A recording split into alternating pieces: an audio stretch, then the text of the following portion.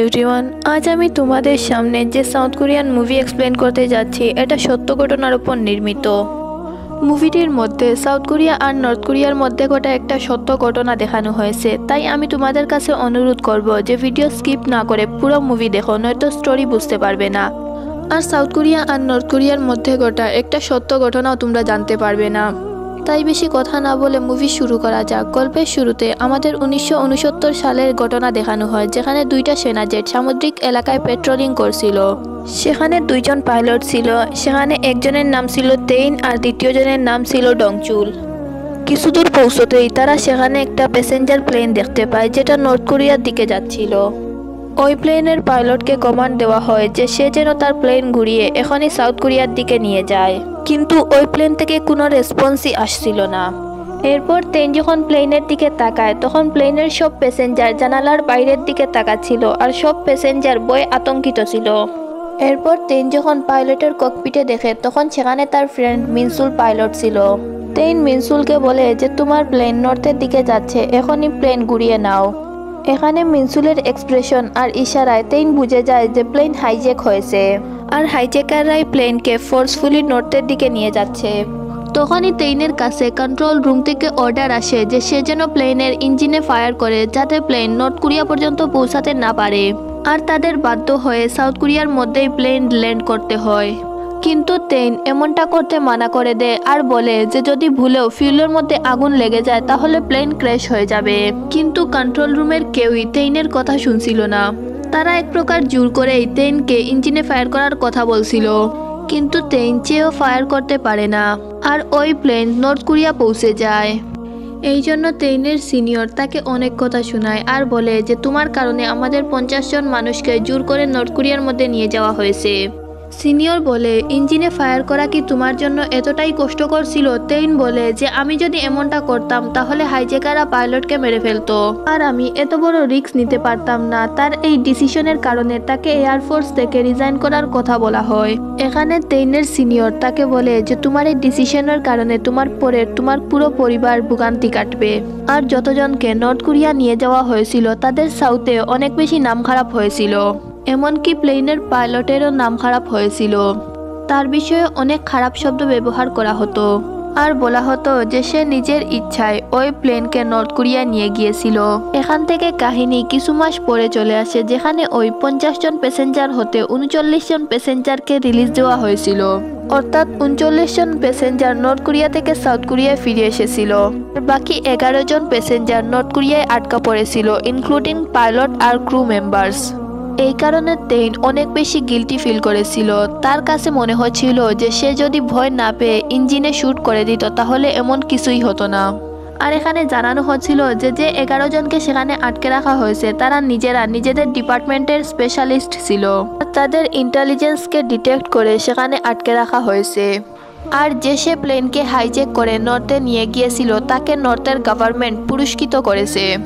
এরপর এখান থেকে আমাদের 3 বছর পর অর্থাৎ 1971-এর সিন দেখানো হয়, যেখানে একটা প্লেন ছোট একটা শহরের এয়ারপোর্ট থেকে সিওলের এয়ারপোর্টের দিকে যাচ্ছিল। আর ওই প্লেনের পাইলট অন্য কেউ নয় বরং তেইন ছিল। এয়ারফোর্স থেকে ইস্তফার পর সে একজন কমার্শিয়াল পাইলট হয়ে গিয়েছিল, আর এটা তার ক্যাপ্টেন হিসেবে প্রথম এয়ার ল্যান্ডিং হবে। আর 3 বছর হয়ে গিয়েছিল আর এখনো সেই 11 জন প্যাসেঞ্জার ফিরে আসেনি। তেইন এ বিষয়টা নিয়ে অনেক বেশি রিগ্রেটের মধ্যে ছিল।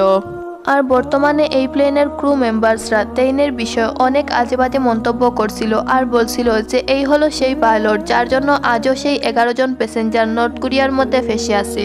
আর এ সমস্ত কিছু শুনে তেইনের অনেক খারাপ লাগছিল। দ্বিতীয় পাইলট তার কাছে আসে আর তাকে প্রশ্ন করে যে তুমি ওই সময় ফায়ার কেন করনি? তেইন বলে যে আমার মিনসুর জন্য অনেক ভয় লাগছিল যে যদি আমি ফায়ার করি তাহলে তারা হয়তো মিনসুকে মেরে ফেলবে।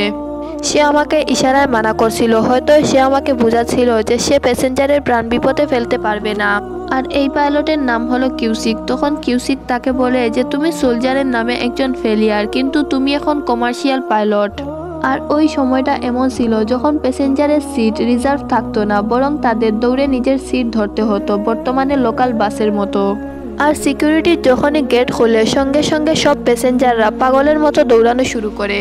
আর প্লেনের মধ্যে এক বৃদ্ধ মহিলা মুরগি নিয়ে এসেছিল, যেটা দেখে সব প্যাসেঞ্জাররা হাঙ্গামা শুরু করেছিল। আর হাঙ্গামা শুনে তেইনও বাইরে চলে আসে আর তাদের সবাইকে শান্ত করে বলে যে সিওলে যাওয়ার জন্য সব বাসের রুট এখন বন্ধ, আর যদি তোমাদের সিওলে যেতে হয় তাহলে তোমরা শান্ত হয়ে প্লেনের মধ্যে বসো। আর তেইন ওই বৃদ্ধ মহিলাকে বলে যে আপনি আপনার মুরগি হাতে নিয়ে এখানে বসে পড়েন। এটা শুনতেই ওই বৃদ্ধ মহিলা কোনো কথা না বলেই সেখানে বসে পড়ে। আর ওই প্লেনের মধ্যে এমন অনেক প্যাসেঞ্জার ছিল যারা প্রথমবার প্লেনে উঠেছিল, যার কারণে তারা প্রচুর এক্সাইটেডও ছিল। এরপর ওই বৃদ্ধ মহিলার পাশে ইয়ংদু নামের এক প্যাসেঞ্জার বসেছিল। বৃদ্ধা তাকে প্রশ্ন করেছিল যে তুমি একা কেন ট্রাভেল করছো, তোমার মা কোথায়? ইয়ংদো বলে যে আমার মা মারা গিয়েছেন, তাই আমি আমার ভাইয়ের সাথে থাকার জন্য যাচ্ছি। কিছু সময় পর ইয়ংদো সেই বৃদ্ধা মহিলাকে বলে যে আপনার সিওল যেতে একটু বেশি সময় লেগে যেতে পারে। এটা বলার পরপরই সে দাঁড়িয়ে পড়ে। এরপর সে প্লেনের মার্শেলের দিকে একটা বোমা ছুঁড়ে ফেলে দেয়। সে নিজের সাথে করে একটা সুটকেস নিয়ে এসেছিল, যেটার ভিতরে অনেকগুলো বোম রাখা ছিল। একটা বোমকে সে ককপিটের দরজার সাথে বেঁধে দেয়, আর দ্বিতীয়টা ফ্লোরে পড়েছিল। পরের মুমেন্টেই একটা জোরদার ধামাকা হয়, আর দ্বিতীয় ধামাকায় ককপিটের দরজা পুরোভাবে ভেঙে যায়। এক্সপ্লোজনের কারণে প্লেন আউট অফ কন্ট্রোল হয়ে গিয়েছিল। কিউসিক তেইনকে বলে যে যদি এমনটা চলতে থাকে তবে কিছুক্ষণের মধ্যেই প্লেন ক্র্যাশ হয়ে যাবে। কিন্তু তেইন কোনোভাবে প্লেন সামলিয়ে নেয়। এর আগে তারা কোনো কিছু বুঝতে পারবে তখনই ইয়ংদো বোম নিয়ে তাদের কাছে পৌঁছে যায়। সে তেইনকে বলে যে তোমার তেমনটাই করতে হবে যেমনটা আমি তোমাকে করতে বলছি। তুমি আমার কথা শুনলে কারো মৃত্যুই হবে না। ইয়ংদো তেইনকে বলে যে প্লেন ঘুরাও আর সমুদ্রের দিকে নিয়ে চলো। তেইন তাকে বলে যে তুমি যেমনটা বলবে আমি তেমনটাই করব, কিন্তু সবার আগে আমাকে কেবিনের স্ট্যাটাস দেখতে হবে আর চেক করতে হবে যে সব প্যাসেঞ্জার সেফ আছে কি নেই। বোম ফাটার কারণে সেখানে একটা হল হয়ে গিয়েছিল। তেইন সবার আগে সেই হলকে কভার করে। আর সেখানকার এক এয়ার হোস্টেজ অক্সুনকে বলে যে প্লেন হাইজ্যাক হয়ে গিয়েছে, আমার তোমার সাহায্যের প্রয়োজন। আর এখন সব প্যাসেঞ্জারের সেফটি তোমার হাতে। অন্যদিকে কিউসুক ইয়ংদোকে প্রশ্ন করে যে তুমি কি এ সমস্ত কিছু টাকার জন্য করছো নাকি কেউ তোমাকে এটা করার জন্য বলেছে? ইয়ংদো তাকে বলে যে আমাকে কেউ এটা করতে বলেনি, সে সব কিছুই নিজের ইচ্ছেতে করছে। অপরদিকে বোম ফাটার কারণে সেখানে এক ব্যক্তি মারাত্মকভাবে আহত হয়েছিল। তেইন সবার আগে তার ফার্স্ট এড করে।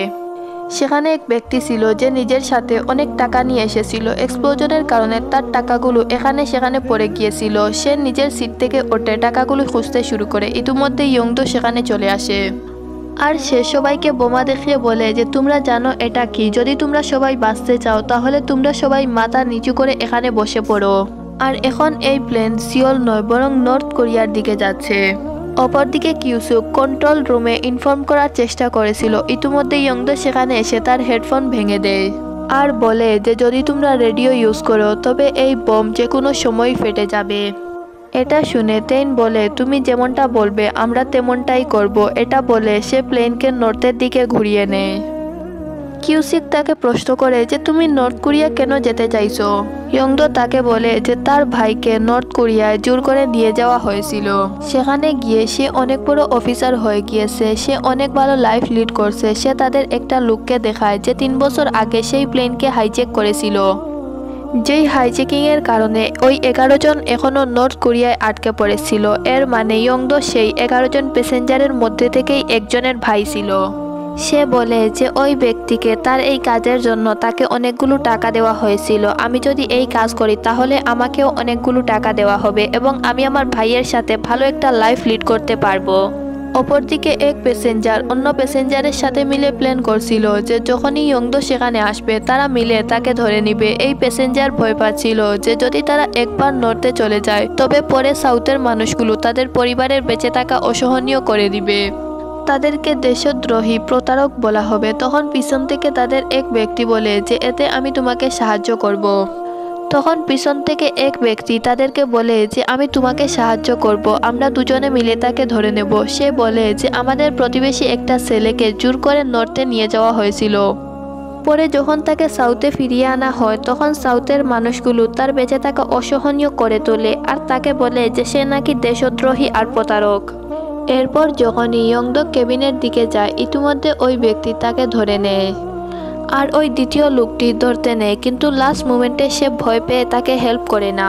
আর তখনই ইয়ংদোর হাতে প্লেন মার্শালের পিস্তল লেগে যায়। এরপর ইয়ংদো যখন ওই ব্যক্তিকে পয়েন্টে নেয় তখন ওই ব্যক্তি শান্ত হয়ে বসে যায়। আর যদি মধ্যখানে তেইন না আসতো তবে ইয়ংদো রেগে ওই লোকটাকে মেরেই ফেলতো। তেইনের কথা শুনে সে থেমে যায়, কিন্তু সে রেগে ওই ব্যক্তির পায়ে স্টেপ করে দেয় আর বলে এর শাস্তি পাওয়া প্রয়োজন ছিল। তেইনের মস্তিষ্কে একটা প্ল্যানিং চলছিল। সে জেনে শুনে ফিউল ইন্ডিকেটরকে ভেঙে দেয়। সে প্লেনকে নর্থের দিকে নিয়ে যায় না, বরং সাউথের মধ্যেই থামিয়ে রাখে। অপরদিকে প্লেনের মধ্যে এক বুবা মহিলা ছিল। সে ইশারায় তার ছেলেকে বলে যে তুমি চিন্তা করো না, আমি নর্থেও তোমার রক্ষা করব, যেভাবে আমি তোমাকে এখানে সব সময় রক্ষা করেছি। এগুলো দেখে ইয়ংদোর তার পাস্টের সিন মনে পড়ে। একদিন যখন সে তার মায়ের সাথে ঘরে ছিল তখন পুলিশ হঠাৎ করে তাদের ঘরের তল্লাশি চালায় আর তাদের প্রশ্ন করে যে শুনলাম তুমি এখনো তোমার ভাইয়ের সাথে কন্ট্রাক্টে আসো, তোমার ভাই তো এখন নর্থ কোরিয়ায়, তোমরা আজও তার সাথে কথা বলো? ইয়ংদো বলে এটা সত্য নয়। তখন সেই দ্বিতীয় অফিসার তার ঘরে নর্থ কোরিয়ার একটা পোস্টার রেখে বাইরে এসে তাকে প্রশ্ন করে যে যদি তুমি তোমার ভাইয়ের সাথে কন্ট্রাক্টেই নেই তবে তোমার ঘরে এই নর্থ কোরিয়ার পোস্টার কি করছে? এখানে বুঝাই যাচ্ছিল যে এই অফিসাররা জেনে বুঝে ইয়ংদোকে ফাঁসাচ্ছে। এখানে ইয়ংদো তাদেরকে বলে যে এই সমস্ত কিছু আমার নয়, কিন্তু তারা ইয়ংদোকে অনেক বেশি মারে। এখানে ইয়ংদো তাদেরকে বলে যে আমার কি ভুল ছিল, তারা আমার ভাইকে নর্থ কোরিয়ায় নিয়ে গিয়েছে, তাতে আমি কি করব, আমাকে শান্তিতে বাঁচতে দাও। এটা শুনতেই ওই অফিসার পাথর দিয়ে জুড়ে তার মাথায় মারে আর টেনে তাকে জেলে নিয়ে যায়। এখানে জানা যায় যে ইয়ংদোর মা ও বুবা ছিলেন আর সে অনেক টাইম ধরেই অসুস্থ ছিলেন, এমনকি সে ঠিকমতো চলতেও পারতেন না। কিছুদিন পর ইয়ংদো যখন জেল থেকে ফিরে আসে তখন জানা যায় যে তার মা মারা গিয়েছিলেন।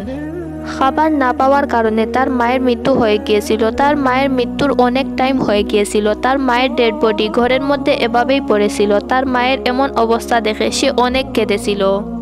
আর তখন থেকেই তার মনের মধ্যে ঘৃণা বসে গিয়েছিল আর সে বুঝে গিয়েছিল যে সাউথের মানুষ তাকে কখনোই বাঁচতে দেবে না।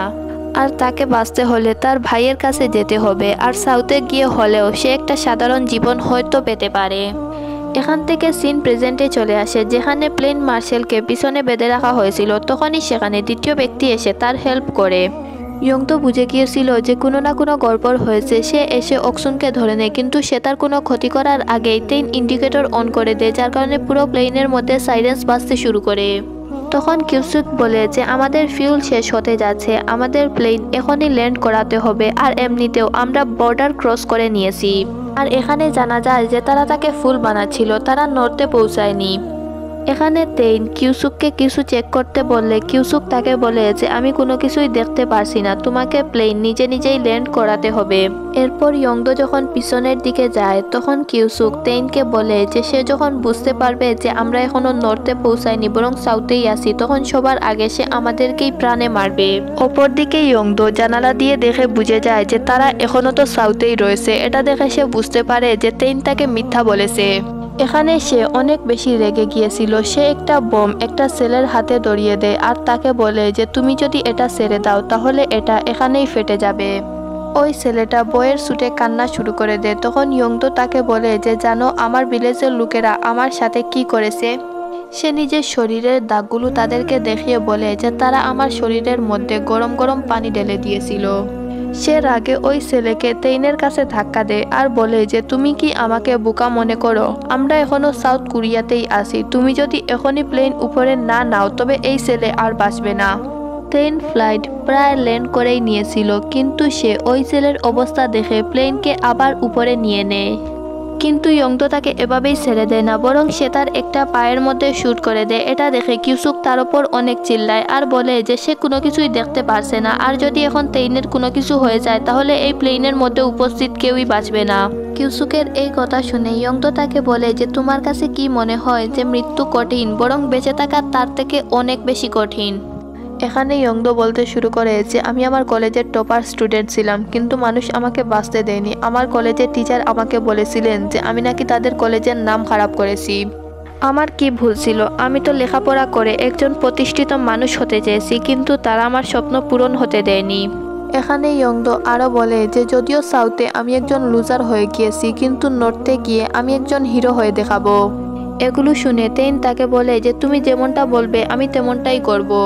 শুধু আমাকে সব প্যাসেঞ্জারদেরকে ড্রপ করতে দাও। যদি সবাই নর্থে পৌঁছে যায় তবে তাদের পরিবারের সাথে এমনটাই হবে যেটা তোমার সাথে হয়েছে। ওই মুহূর্তে সেখানে 2 ফাইটার জেট পৌঁছে যায়। তেইন যখনই উইন্ডো থেকে বাইরে দেখে তখন সেখানে তার বন্ধু দংচুল বসেছিল। দংচুল তেইনকে বলে যে তোমাকে টার্ন নিতে হবে, নয়তো বাধ্য হয়ে আমার ফায়ার করতে হবে। তখন তেইন তাকে বলে যে তুমি যদি ফায়ার করো তবে এখানের কেউই বাঁচবে না। তখন দংচুল বলে যে এখন সিচুয়েশন আলাদা, নর্থ কোরিয়ার ইমার্জেন্সি স্কোয়াড আমাদের পিছনে, আর যদি এগুলো এখানেই শেষ না হয় তবে নর্থ আর সাউথ কোরিয়ার মধ্যে ওয়ারও শুরু হয়ে যেতে পারে। অপরদিকে আমরা দেখি নর্থ কোরিয়ান ইমার্জেন্সি স্কোয়াড সেখান থেকে বেরিয়ে পড়েছিল, আর তাদেরকে ইনস্ট্রাকশন দেওয়া হয়েছে যে যখনই কোনো সাউথ কোরিয়ান ফাইটার জেট অথবা কোনো ধরনের প্লেন দেখতে পারবে তখনই তাদেরকে শ্যুট করে দিবে। তখনই তেইনকে বলা হয় যে তাকে দ্রুত সমুদ্র সৈকতের মধ্যে ল্যান্ড করতে হবে, কিন্তু ইয়ংদো তাকে এমনটা করতে দিচ্ছিল না। সে বলে যে আমাকে যেভাবেই হোক নর্থ কোরিয়া যেতেই হবে। এরপর সাউথ কোরিয়া থেকে আসা দ্বিতীয় ফাইটার জেটের পাইলট ইঞ্জিনে শ্যুট করতেই যাচ্ছিল, তখনই তেইনের ফ্রেন্ড দংচুল মধ্যখানে চলে আসে। এখানে দংচুল কন্ট্রোল রুমকে বোঝানোর চেষ্টা করে যে এটা একটি হাইজেকিং সিচুয়েশন, আর যদি ইঞ্জিনে ফায়ার করা হয় তবে কেউই বাঁচবে না। কিন্তু কন্ট্রোল রুমের কেউই তার কথা শুনছিল না। দংচুল তেইনকে বলে যে এটা তোমার শেষ সুযোগ, তোমাকে বীজের মধ্যে ল্যান্ড করাতেই হবে। কিন্তু ইয়ংদো তাকে এমনটা করতেই দিচ্ছিল না। তেইন তাকে বলে যে যদি আমরা ল্যান্ড না করি তবে তারা আমাদের প্লেনকে মিসাইল দিয়ে উড়িয়ে দেবে। ইতিমধ্যে কিউসুক তেইনকে বলে যে আমরা যতটুকু হতে পারে ততটুকুই করেছি, এখন আমাদের হাতে আর কিছুই নেই। নর্থের বর্ডার ক্রস করার আগেই এই প্লেন ক্র্যাশ করে দাও, কারণ যদি এই প্লেন নর্থে পৌঁছে যায় তবে এখানে বসে থাকা সব প্যাসেঞ্জারদের পরের লাইফ এমনিতেই বরবাদ হয়ে যাবে। তারা তো মারা যাবেই, আর মানুষ তাদের পরিবারকে এমনিতেও বাঁচতে দিবে না। তারা বর্ডারে পৌঁছেই যাচ্ছিল, এমন মোমেন্টেই তেইন প্লেনকে একদম ঘুরিয়ে দেয়। লিটারেলি ওই প্লেন হরিজেন্টাল ভার্টিক্যাল হয়ে গিয়েছিল। পুরো প্লেন 360 ডিগ্রিতে ঘুরে গিয়েছিল। আর প্লেন নর্মাল স্টেটে আসতেই তেইন ইয়ংদুকে ধরে নেয়। ইয়ংদুর হাত থেকে তখন পিস্তল পড়ে গিয়েছিল, যেটা প্লেন মার্শাল পেয়ে গিয়েছিল। এখানে দুজনেই খারাপভাবে লড়াই করতে শুরু করেছিল। এর আগে ইয়ংদো তেইনকে মারবে, তখনই প্লেন মার্শাল ইয়ংদুকে শ্যুট করে দেয়। তেইন তাকে বলে যে সব কিছু এখানেই বন্ধ করে দাও, সবার আগে আমরা তোমার ট্রিটমেন্ট করব, তোমাকে বাঁচতে হবে, আমাদের সবাইকে বাঁচতে হবে, যাতে যত খারাপ তোমার সাথে হয়েছে তত খারাপ কারো সাথে না হয়। তখন ইয়ংদো তেইনকে কিছু বলার চেষ্টা করছিল, তখনই প্লেন মার্শাল আবার গুলি করে, যার কারণে ইয়ংদো সেখানেই মারা যায়। তখনই ইয়ংদোর হাতে থাকা বোম মাটিতে পড়ে যায়। ওই বোম সেখানে ব্লাস্ট হতেই যাচ্ছিল, তখন তেইন সব প্যাসেঞ্জারদের প্রাণ বাঁচানোর জন্য নিজে ওই বোমের উপরে পড়ে যায়, আর ওই বোম তেইনের নিজেই ব্লাস্ট হয়ে যায়। এখানে কোনো প্যাসেঞ্জারের ক্ষতি না হলেও তেইন অনেক খারাপভাবেই ইনজোর্ড হয়ে গিয়েছিল, এমনকি তেইনের একটা হাত কেটে আলাদা হয়ে গিয়েছিল। তার অবস্থা অনেক ক্রিটিক্যাল ছিল, কিন্তু তারপরেও সে দ্বিতীয়বার গিয়ে পাইলটের সিটে বসে। আর প্লেন ল্যান্ড করাতে হলে ম্যানুয়াল সুইচ অন করতে হবে, আর ম্যানুয়াল সুইচ অন করতে সব প্যাসেঞ্জাররাই তেইনের হেল্প করে। এখানে পুরো প্লেন তেইন এক হাতে কন্ট্রোল করছিল, আর এখানে তেইন মনে করছিল যে তার বন্ধু মিনসুলের সাথে যা হয়েছিল তা যেন অন্য কারোর সাথে না হয়। আর নিজের পুরো প্রাণ লাগিয়ে সে ফাইনালি ওই প্লেনকে ব্রিজের মধ্যে ল্যান্ড করাতে সক্ষম হয়। সব প্যাসেঞ্জার তো সেফ ছিল, কিন্তু পরের মুহূর্তে তেইন এই পৃথিবী ছেড়ে বিদায় নিয়ে নেয়। আর এটা দেখে অক্সল কান্না করে করে বলে যে আপনি সবার প্রাণ বাঁচিয়ে নিয়েছেন। আর এখানে এটাও জানানো হচ্ছিল যে প্যাসেঞ্জার প্লেনে তেইনের ক্যাপ্টেন হিসাবে এটা প্রথম ল্যান্ডিং ছিল, আর 2 বছর আগে তার যত বদনামি হয়েছিল তার সমস্ত কিছুর মাসুল তাকে তার জীবন দিয়েই দিতে হলো। আর তার স্ত্রী যখন এ সংবাদ জানতে পারে তখন সে নিজেকে সামলাতে না পেরে অজরে কান্না করে। এখানে তেইন পুরো দেশের সামনে ন্যাশনাল হিরো হয়ে গিয়েছিল। আর এখানে এটাও জানানো হচ্ছিল যে এটা 23শে জানুয়ারি 1971 সালের ঘটনা।